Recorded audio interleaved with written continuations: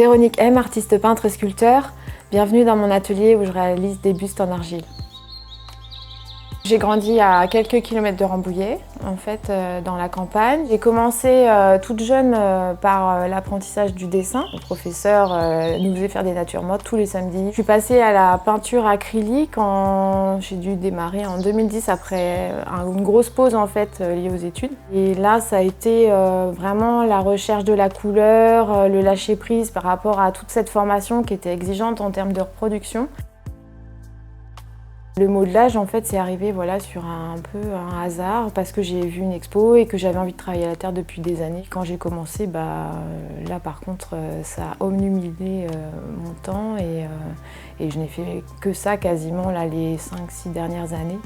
Et alors j'ai eu la chance aussi dans les mois qui ont suivi de pouvoir avoir un entretien avec Christophe Charbonnel du coup, qui pendant 2 heures m'a montré comment il montait ces bustes. Je pense que le travail du modelage va rayonner en fait, en tout cas va m'apporter sur la peinture. C'est ce que j'ai ressenti sur les dernières peintures que j'ai faites. J'avais une gestuelle plus libérée, j'ai envie de dire, et ça m'a beaucoup plu aussi. Mais par contre, prendre un pinceau, c'est un peu difficile, j'avais quand même envie de mettre les doigts.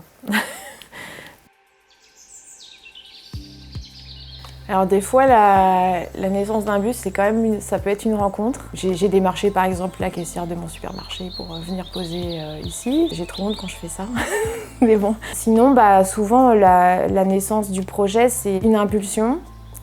Soit ça peut être une photo, ça peut être une image, ça peut être une pensée. Là, par exemple, j'ai 2 visages que j'ai vus qui m'ont marqué et je les ai en tête et j'ai envie de travailler dessus.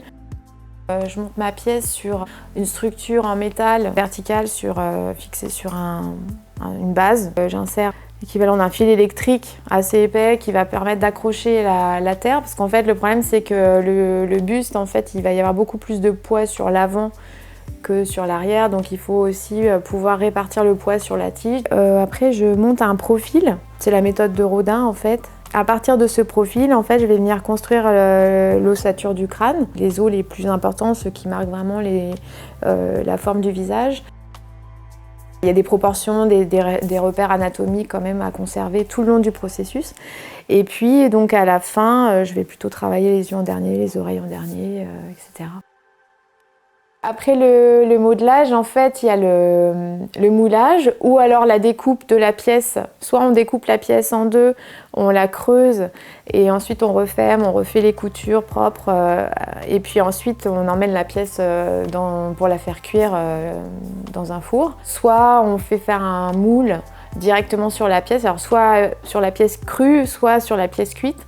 Ça va permettre de faire des tirages et d'avoir des reproductions de ces pièces. Et pour faire le moulage, il y a plusieurs techniques. On peut faire un moule en plâtre, on peut faire un moule en silicone. J'ai appris dernièrement la technique du moule en silicone, à venir appliquer du silicone au pinceau sur la pièce avec des couches qui seront renforcées avec des fibres. Et ensuite, pour tenir en fait le moule en silicone, parce que le moule en silicone il va être mou, il va pas se tenir.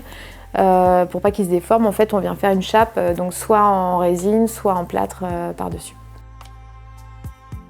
Et une fois qu'on a un moule opérationnel, on peut faire des tirages. On peut faire des tirages en plâtre, on peut faire des tirages en argile, en résine ou en bronze, par la technique de la cire perdue. Par exemple, un tirage en résine, ça consiste en venir appliquer une fine couche de résine pour faire une empreinte, d'abord la plus précise possible, et la plus fine possible aussi pour qu'il n'y ait pas de bulle d'air à l'extérieur du visage.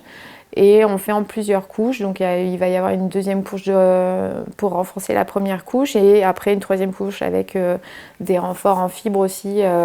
Ce qui fait que le tirage peut ne pas être plein, c'est un tirage qui va être creux en général. Ça permet aussi d'utiliser moins de matériaux.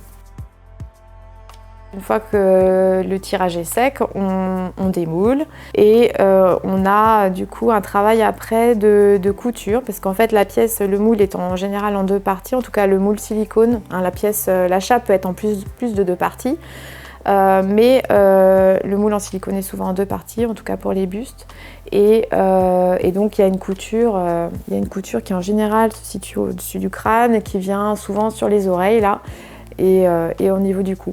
Donc après, on vient réparer toute cette zone et on vient masquer la couture avec des enduits par exemple. Et puis par-dessus, on va appliquer l'après et la patine derrière. Parfois, j'ai des personnes qui me demandent pourquoi mes pièces ont les yeux ouverts. Et ça me pose toujours question et en même temps je me rends compte que là où moi je vois quelque chose de fascinant, d'autres peuvent voir quelque chose de dérangeant et c'est pas grave en fait. Ce qui est intéressant c'est qu'ils ressentent quelque chose, il y a une émotion et après à chacun d'investiguer davantage s'il le souhaite.